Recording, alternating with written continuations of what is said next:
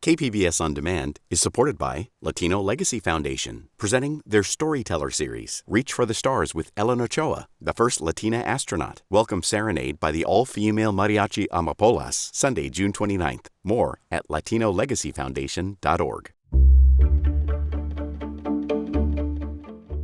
Good morning, I'm Debbie Cruz. It's Friday, August 2nd.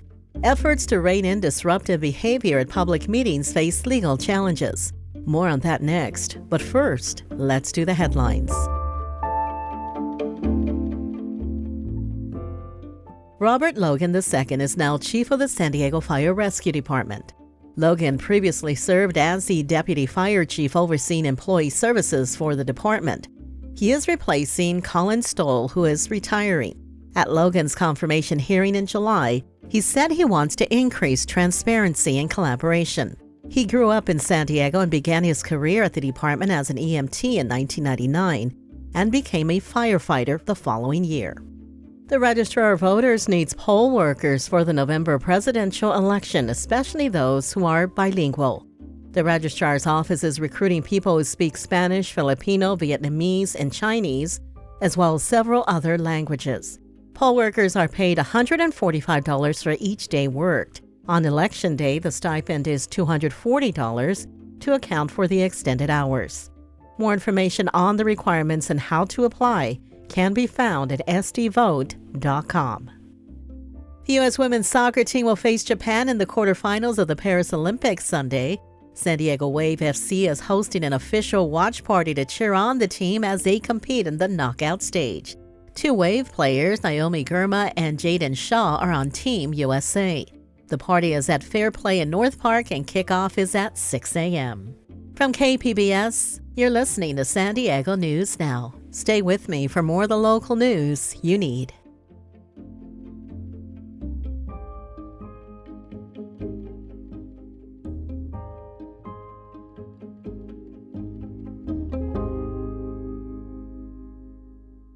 KPBS On Demand is supported by Splatero, helping homeowners pay off debt by offering streamlined access to your home's equity with no additional monthly payments or new debt. Splatero provides a lump sum of payment in exchange for a share of your home's future value. Pre-qualification is available at splatero.com.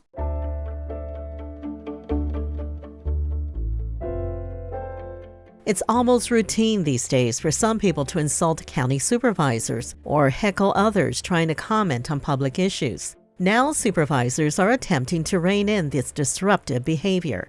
But as Amitha Sharma reports, those efforts are being challenged in court. A warning, this story contains offensive language. As head of the nonprofit Project for Open Government, which states its mission is government accountability, Matt Wallstrom has attended San Diego County Supervisors meetings. He's well aware of the nastiness spewed by some members of the public towards supervisors and staff. Comments like these. You're killing people! The Board of Supervisors will take a brief recess while these individuals are removed from the chamber, then we will come back.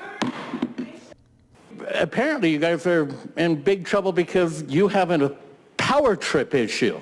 Do you like being a curiosity? Obviously you do. And Wallstrom is turned off. I don't agree with the reprehensible, just repugnant comments by people at times. Supervisors immediately sought to limit the barbs and interruptions by imposing new rules on public comments in November 2022, after San Diegan Jason Robo referred to then County Public Health Officer Dr. Wilma Wooten, who's Black, this way. And then Wooten, you're Aunt Jemima.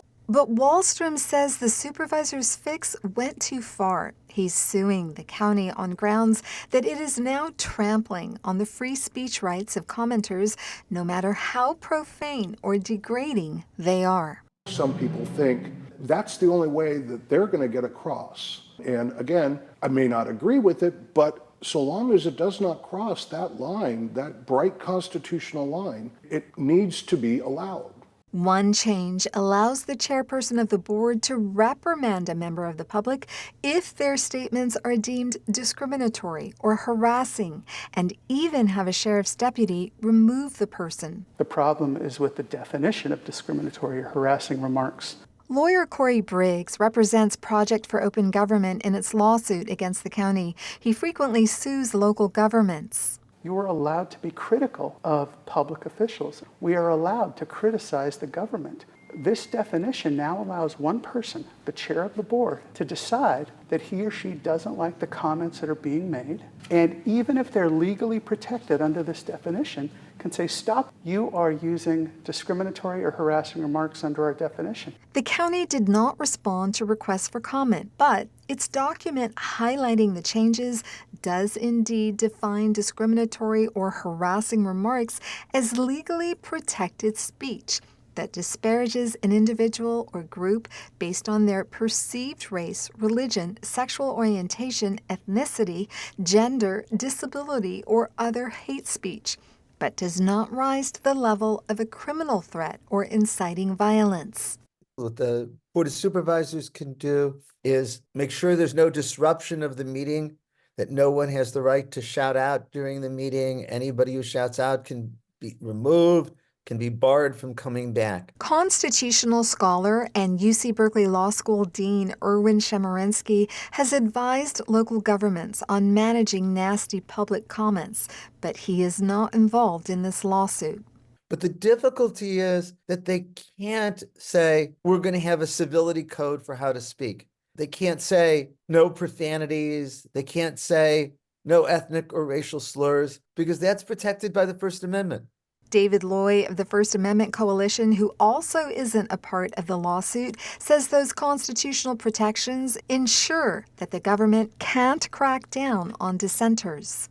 And this is why we have a First Amendment, to ensure that we do not allow the government to censor people based on their viewpoint. And sometimes the price we pay for that is that we have to tolerate speech that we don't like. We have to tolerate speech that we hate.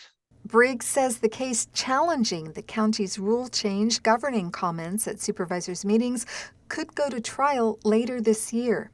Amita Sharma, KPBS News.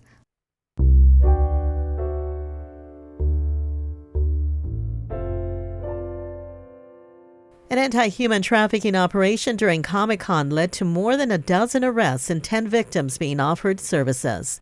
Reporter Katie Anasta says a task force of regional law enforcement agencies oversaw the investigation. An undercover operation led to the arrests of 14 people attempting to purchase sex. 10 potential victims were found and offered services. One is 16 years old. Dan Owens is the assistant chief of the San Diego District Attorney's Sex Crimes and Human Trafficking Division. He says there are signs of trafficking to watch out for in both children and adults. Tattooing, drug use and abuse, any signs of physical trauma such as bruising as a result of at the hands of their trafficker. We also see them engaged in what would be like commercial activities such as the use of multiple cell phones. The San Diego County Sheriff's Department says the Human Trafficking Task Force has received 86 leads so far this year, resulting in 104 arrests and 52 victims identified, including 20 children. Katie Anastas, KPBS News. The National Weather Service has issued an extreme heat warning for the desert regions of San Diego and Imperial County this weekend. The announcement comes amid another year of record-breaking temperatures in Southern California. Imperial Valley reporter Corey Suzuki spoke with one heat expert about how to stay safe this weekend. There's been a growing awareness of the dangers of extreme heat in North America. In 2021, a heat dome struck the Pacific Northwest and killed hundreds of people. And the climate crisis means those kinds of events are only becoming more common and more intense. So what does this mean for all of us? And what can we do to stay safe? If you identify yourself as somebody at risk, I would recommend to stay in a cool place, to limit your physical activity as much as possible, and to drink a lot of water. Tariq Ben-Marnia leads the Climate Epidemiology Lab at the Scripps Institute of Oceanography. He says certain people need to be especially careful, like those with diabetes and heart or lung conditions, and pregnant people and young children. If you don't identify yourself as a vulnerable individual, susceptible individual, just still be careful, because heat affects everybody. Ben-Marnia says some of the key warning signs to watch out for are moist or pale skin, excessive sweating, difficulty breathing, and dizziness or confusion. If you start noticing any of these symptoms, you should try to find a local cooling center or somewhere else with air conditioning. The good news, he says, is that every heat death is preventable. Corey Suzuki, KPBS News.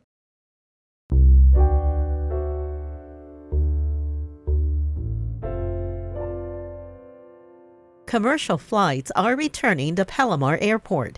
North County reporter Alexander Nguyen has more on what that means for the airport and North County's economy.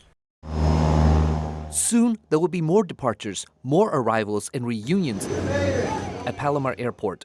American Airlines recently announced it will soon offer daily flights to Phoenix, Arizona from the county-run airport. It means economic activity, increased economic activity for the airport in the region. Jamie Abbott is the county's director of airports. He says the aviation industry supports about 2,600 jobs at Palomar Airport.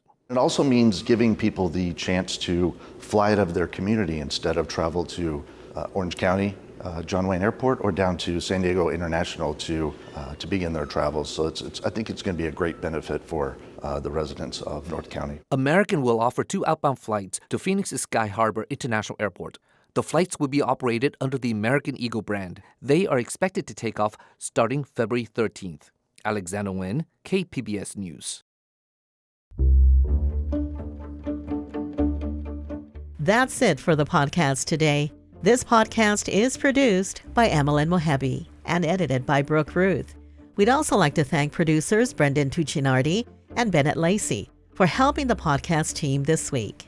As always, you can find more San Diego news online at kpbs.org. Join us on Monday to start your week with the day's top stories. I'm Debbie Cruz. Thanks for listening and have a great weekend.